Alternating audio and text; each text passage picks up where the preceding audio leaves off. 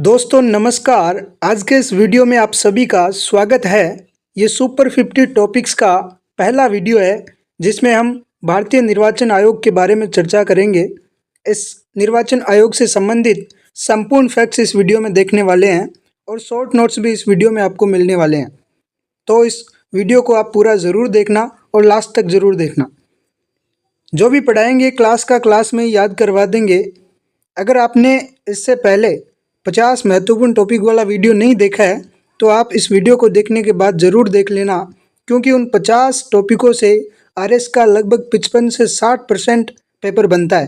तो इस बार भी पूरी संभावनाएं हैं कि वो 50 टॉपिक रिपीट होंगे, और जब रिपीट होंगे तो उन 50 टॉपिकों से लगभग 100 प्लस नंबर का मैटर आएगा। तो आप उस वीडियो को ज़रूर देख लेना। तो चलिए आगे चलते हैं, इस वीडियो में जानते हैं भारतीय निर्वाचन आयोग के बारे में। भारतीय निर्वाचन आयोग की बात करें तो इसमें सबसे पहले हम इसकी सामान्य जानकारी के बारे में जानेंगे। सामान्य जानकारी में हम देखेंगे कि इसकी स्थापना कब हुई। भारतीय निर्वाचन आयोग की स्थापना 1950 में हुई। 25 जनवरी 1950 को हुई। 25 जनवरी को हुई, इसीलिए हम 25 जनवरी को 2011 से राष्ट्रीय मतदाता दिवस मनाते हैं। इसकी संरचना की बात करें तो ये प्रारंभ में एक सदस्य निकाय था। कैसा निकाय था? प्रारंभ में एक सदस्य निकाय था। उसके बाद 16 अक्टूबर 1989 में इसे बहुसदस्यीय निकाय बना दिया गया। उस टाइम इसके जो मुख्य निर्वाचन आयुक्त थे वो आरवीएस पेरी शास्त्री थे। 61वां संविधान संशोधन 1989 में हुआ, नेहरू जी के द्वारा किया गया। इसमें मतदान की उम्र जो है 21 से घटाकर 18 कर दी गई थी। उसके बाद ये निकाय 1990 में वापस एक सदस्य बन गया। उसके बाद 1 अक्टूबर 1993 को ये निकाय वापस बहुसदस्यीय निकाय बना दिया गया, और 1993 से लेकर आज तक ये बहुसदस्यीय निकाय ही है। जब इसको बहुसदस्यीय बनाया गया तब इसके मुख्य निर्वाचन आयुक्त थे टी.एन. शेषन। टी.एन. शेषन ने बाद में राष्ट्रपति का चुनाव भी लड़ा था। इसके फर्स्ट निर्वाचन आयुक्त की बात करें तो सुकुमार सेन थे, जिन्हें 1950 में बनाया गया और 58 तक रहे थे। दोस्तों इसमें कुछ अन्य निर्वाचन आयुक्त होते हैं तथा एक इसका अध्यक्ष होता है जिसे मुख्य निर्वाचन आयुक्त कहा जाता है। जो फर्स्ट थे वो सुकुमार सेन थे, 1950 में बने थे और 1958 तक रहे थे। दूसरे की बात करें तो सेकंड नंबर पर कल्याण सुंदरम इसके मुख्य निर्वाचन आयुक्त बने थे। एकमात्र महिला मुख्य निर्वाचन आयुक्त की बात करें तो वी.एस. रमा देवी, जो मात्र 1 महीने के लिए बने थे। अब बात करते हैं कि राजस्थान से कोई इसका मुख्य निर्वाचन आयुक्त बना है क्या? तो राजस्थान से नगेंद्र सिंह बने। नगेंद्र सिंह डूंगरपुर से संबंधित थे, और नगेंद्र सिंह के बारे में बात करें तो नगेंद्र सिंह अंतर्राष्ट्रीय न्यायालय में न्यायाधीश भी रह चुके हैं। ये बात आप ध्यान रखना। राजस्थान में आरएस का एग्ज़ाम दे रहे हो तो ये प्रश्न आपसे पूछे जाने की पूरी संभावना है। अब बात करते हैं वर्तमान में इसके मुख्य निर्वाचन आयुक्त कौन है। तो वर्तमान में मुख्य निर्वाचन आयुक्त है राजीव कुमार, 25वें नंबर के हैं। इससे पहले 24वें नंबर के थे सुशील चंद्रा। दोस्तों ये याद कर लेना आप 24वें नंबर का भी, और वर्तमान में जो 25वें नंबर के हैं राजीव कुमार, उनको भी आप याद कर लेना। अब बात करते हैं इनको शपथ कौन दिलाता है, त्यागपत्र किनको दे सकते हैं ये, और इनको हटाता कौन है। तो शपथ दिलाना, त्यागपत्र हटाना, इन सब का काम जो है कौन करता है? राष्ट्रपति करते हैं। यानी शपथ इनको कौन दिलाता है? राष्ट्रपति दिलाता है। इनको हटा कौन सकता है? राष्ट्रपति हटा सकता है। और ये त्यागपत्र किसको दे सकते हैं? राष्ट्रपति को दे सकते हैं। अब बात करते हैं मुख्य चुनाव आयुक्त को हटाने की जो प्रक्रिया है वो किसके समान है? सुप्रीम कोर्ट के न्यायाधीश को हटाने के समान है। ध्यान रखना, केवल मुख्य चुनाव आयुक्त को हटाने की प्रक्रिया जो है वो सुप्रीम कोर्ट के न्यायाधीश को हटाने के समान है। बाकी जो अन्य है उनको राष्ट्रपति हटा सकता है। किसकी सलाह पर? जो मुख्य निर्वाचन आयुक्त है उसकी सलाह पर राष्ट्रपति हटा सकता है। अब देखते हैं इसकी वर्तमान में संरचना कैसी है। तो संरचना अभी हम ऊपर पढ़ के आए हैं, बहुसदस्यीय निकाय है, यानी इसमें एक से अधिक सदस्य होंगे। एक जो सदस्य होगा वो इसका अध्यक्ष होगा, और उस अध्यक्ष को हम क्या कहते हैं? मुख्य निर्वाचन आयुक्त कहते हैं। वो वर्तमान में है राजीव कुमार। कौन है? राजीव कुमार। अगली हम बात करते हैं कि इसमें 2 अन्य निर्वाचन आयुक्त भी है। उन दोनों के नाम है, एक तो ज्ञानेश कुमार गुप्ता और एक है सुखबीर सिंह संधू। दोस्तों ये नई नियुक्तियां हैं, आप याद कर लेना। हो सकता है प्रश्न आपसे यही पूछ ले। अब आगे चलते हैं, आगे इसमें बात करें तो ये देखते हैं कि ये कैसा निकाय है। ये एक स्वतंत्र और संवैधानिक निकाय है। कैसा निकाय है? ये स्वतंत्र है और संवैधानिक निकाय है। संविधान में इसका उल्लेख है, इसलिए संवैधानिक निकाय है। और ये किसी के अंडर में नहीं आता है, ये स्वतंत्र निकाय है। इसकी चर्चा की बात करें तो ये संविधान के भाग 15 में इसकी चर्चा मिलती है। और आर्टिकल की बात करें तो 324 में इसके गठन की बात की गई है। इसका गठन कौन करता है? राष्ट्रपति द्वारा इसका गठन किया जाता है। अब अगली बात करते हैं, इसमें नियुक्तियां कैसे होती है। इसमें जो नियुक्तियां होती है वो कौन करता है? राष्ट्रपति करता है। लेकिन कैसे करता है? उसके लिए एक समिति बनाई जाती है। उस समिति की सिफारिश के आधार पर राष्ट्रपति क्या करता है? इनकी नियुक्तियां करता है। इस समिति में 3 सदस्य होते हैं। एक सदस्य होता है पीएम यानी प्रधानमंत्री, जो इसके क्या होते हैं? अध्यक्ष होते हैं। दूसरा कैबिनेट मंत्री। तीसरा लोकसभा में विपक्ष का नेता। अगर लोकसभा में विपक्ष का कोई नेता नहीं है तो उस आदमी को बुलाया जाता है जो सबसे बड़ी विपक्षी पार्टी का नेता है। अगर इस समिति में कोई पद रिक्त है और इसने कोई निर्णय ले लिया है तो वो निर्णय मान्य होगा, अमान्य नहीं होगा। कार्यकाल की बात करें तो संविधान में इनके कार्यकाल का उल्लेख नहीं है। इनके कार्यकाल का निर्धारण जो है राष्ट्रपति ही करता है। कौन करता है? राष्ट्रपति करता है। मुख्य निर्वाचन आयुक्त का कार्यकाल जो है 6 वर्ष होता है और यह अधिकतम 65 साल तक वो क्या हो सकता है? मुख्य निर्वाचन आयुक्त बना रह सकता है। अन्य निर्वाचन आयुक्त की बात करें तो वो 6 साल तक रह सकता है और यदि वह 62 वर्ष की उम्र पूरी कर ली है उसने तो उसके बाद वह अन्य निर्वाचन आयुक्त नहीं बना रह सकता। वेतन भत्ते और सेवा शर्तों की बात करें तो उनके वेतन भत्ते और सेवा शर्तें जो है केंद्रीय कैबिनेट सचिव के समान होती है। किसके समान होती हैं? केंद्रीय कैबिनेट सचिव के समान होते हैं। वर्तमान में ये 2.5 लाख है। कितने हैं?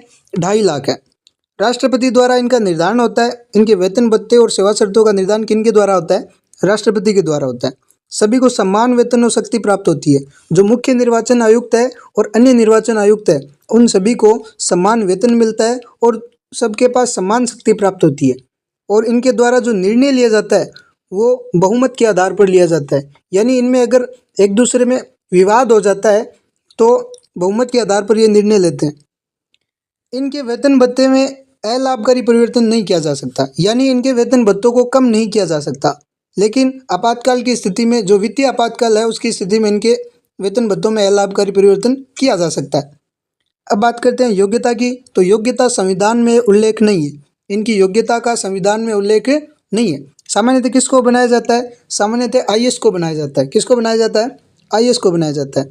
अब देखो, इनकी नियुक्ति के लिए एक समिति बनती है। उस समिति के 3 सदस्य होते हैं जिसमें अध्यक्ष साहब होते हैं पीएम। कौन होते हैं? पीएम। अब उनको, उस समिति को 5 नाम सुझाएगी। कौन? Search committee. कौन? Search committee. पहले क्या बनेगी? सर्च कमेटी बनेगी। किसकी अध्यक्षता में? कैबिनेट सचिव की अध्यक्षता में सर्च कमेटी बनेगी। वो सर्च कमेटी 5 नाम सुझाएगी। किसको सुझाएगी? उस समिति को जो 3 सदस्य वाली है जिसके अध्यक्ष पीएम है। अब ये जो नाम सुझाएगी, ये नाम कैसे होंगे? ऐसे व्यक्तियों के नाम होंगे जिन्होंने केंद्रीय सचिव के समकक्ष क्या कर रखा है? पद धारण कर रखा है। यानी जिन व्यक्तियों ने केंद्रीय सचिव के समकक्ष पद धारण कर रखा है उन 5 लोगों के नाम सर्च कमेटी नियुक्ति कमेटी को देगी। और उसके बाद वो जो समिति है इन 5 नामों में से किसी को नियुक्त कर सकती है। वो चाहे तो इन 5 नामों के अलावा भी नियुक्त कर सकती है, लेकिन सामान्यतः ऐसा होता है कि उन्हीं 5 नामों में से नियुक्त किया जाता है। अब देखते हैं इसके आगे। अब आगे देखते हैं निर्वाचन आयोग के कार्य क्या है। निर्वाचन आयोग के कार्य की बात करें तो चुनाव का अधीक्षण, नियंत्रण और निर्देशन कौन करवाता है? चुनाव आयोग करवाता है। कौन करवाता है? चुनाव आयोग। आचार संहिता का निर्माण कौन करवाता है? चुनाव आयोग। मतदाता सूची तैयार करवाता है चुनाव आयोग। चुनाव चिन्ह का आवंटन, जैसे पार्टियों को चिन्ह मिले होते हैं ना, कांग्रेस को हाथ है, बीजेपी को फूल है, तो ये चुनाव चिन्ह है। इन चुनाव चिन्हों का आवंटन कौन करता है? चुनाव आयोग करता है। अब राष्ट्रीय और राज्य पार्टी का दर्जा, राष्ट्रीय और राज्य पार्टी का दर्जा भी चुनाव आयोग देता है। कौन सी पार्टी राष्ट्रीय स्तर की है, कौन सी राज्य स्तर की है, इन सब का निर्धारण कौन करता है? चुनाव आयोग करता है। चुनाव चिन्ह व दलों की मान्यता संबंधी विवाद का निपटान भी कौन करता है? चुनाव आयुक्त करता है। इसीलिए इनको क्या कहा जाता है? अर्ध न्यायिक निकाय कहा जाता है। चुनाव आयोग को अर्ध न्यायिक निकाय कहा जाता है, क्योंकि चुनाव आयोग क्या करता है, जो चुनाव लड़ने वाली पार्टियां हैं उन पार्टियों के बीच किसी भी प्रकार का विवाद हो जाए, उनकी मान्यता को लेकर, उनके चिन्हों को लेकर, तो उनका निपटान कौन करता है? चुनाव आयोग करता है। इसलिए इसको अर्ध न्यायिक निकाय भी कहा जाता है। अगला बात करते हैं, राष्ट्रपति या राज्यपाल को किसी एमपी या एमएलए को निरर्हर यानी अयोग्य घोषित करने की सलाह दे सकता है। देखो, ये एक सलाहकारी निकाय भी है। कोई एमपी या एमएलए क्या हो सकता है? अयोग्य हो सकता है, वो निरर्हर घोषित हो सकता है। तो उसकी घोषणा तो कौन करेंगे? राष्ट्रपति या राज्यपाल करेंगे। अगर एमपी है तो राष्ट्रपति करेंगे, एमएलए है तो कौन करेगा? राज्यपाल करेगा। लेकिन वो किसकी सलाह पर करेगा? चुनाव आयोग की सलाह पे करेगा। किसकी सलाह पे? चुनाव आयोग की सलाह पे। इसीलिए इसका नाम क्या है? सलाहकारी निकाय भी यह है। अगला बात करते हैं, चुनाव विवादों की जांच हेतु चुनाव अधिकारी की नियुक्ति भी कर सकता है। ये एक चुनाव अधिकारी की नियुक्ति भी कर सकता है। अगर कहीं चुनाव हुए और लगा कि ये चुनाव फर्जी हैं, यहाँ कोई गड़बड़ी हुई है, कोई विवाद हुआ है, तो उस विवाद की जांच हेतु चुनाव आयोग एक चुनाव अधिकारी की नियुक्ति कर सकता है। अगला है मतदाता शिक्षा कार्यक्रम का आयोजन। जो मतदाता शिक्षा कार्यक्रम है उसका आयोजन भी कौन करवाता है? चुनाव आयोग करवाता है। यानी मतदाताओं को चुनाव के बारे में शिक्षा देने के लिए कार्यक्रम का आयोजन किया जाता है, जिसे मतदाता शिक्षा कार्यक्रम कहा जाता है। उसका आयोजन चुनाव आयोग करवाता है। अगला देखते हैं, चुनाव की तिथियों का निर्धारण कौन करता है? चुनाव की तिथियों का निर्धारण भी चुनाव आयोग करता है। लेकिन ध्यान रखना, चुनाव की जो अधिसूचना है वो कौन जारी करता है? केंद्र में राष्ट्रपति और राज्य में राज्यपाल। अगला है, चुनाव खर्च राशि का निर्धारण कौन करता है? चुनाव में कितने रुपए खर्च होंगे उसका निर्धारण भी चुनाव आयोग ही करता है। अब है लोकसभा, राज्यसभा, राष्ट्रपति, उपराष्ट्रपति और विधानमंडल। इन सब के चुनाव कौन कराएगा? जो राष्ट्रीय चुनाव आयोग है वो करवाएगा। लेकिन जो पंचायतों और नगर निगमों के चुनाव है उनको राज्य निर्वाचन आयोग करवाएगा।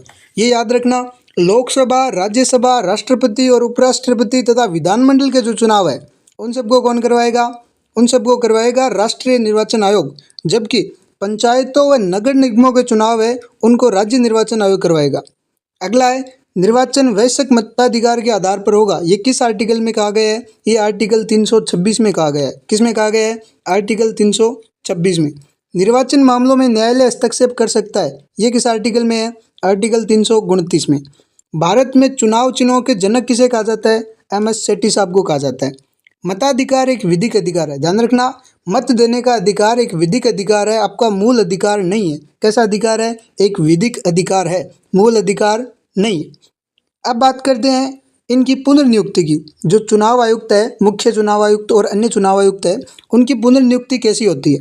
तो पुनर्नियुक्ति देखो, समान पद पर संभव नहीं है, यानी वापस वो उसी पद पर आसीन नहीं हो सकते, लेकिन वह अन्य पद धारण कर सकते हैं। वो चुनाव लड़ सकते हैं या फिर कोई अन्य पद धारण कर सकते हैं, लेकिन वापस उसी पद पर वो नहीं बैठ सकते। अब अन्य आयुक्त मुख्य आयुक्त बन सकते हैं, यानी जो अन्य आयुक्त है, अन्य चुनाव आयुक्त है, वो मुख्य चुनाव आयुक्त बन सकते हैं। ध्यान रखना। अब बात करते हैं प्रादेशिक आयुक्त। अब प्रादेशिक आयुक्त क्या होते हैं?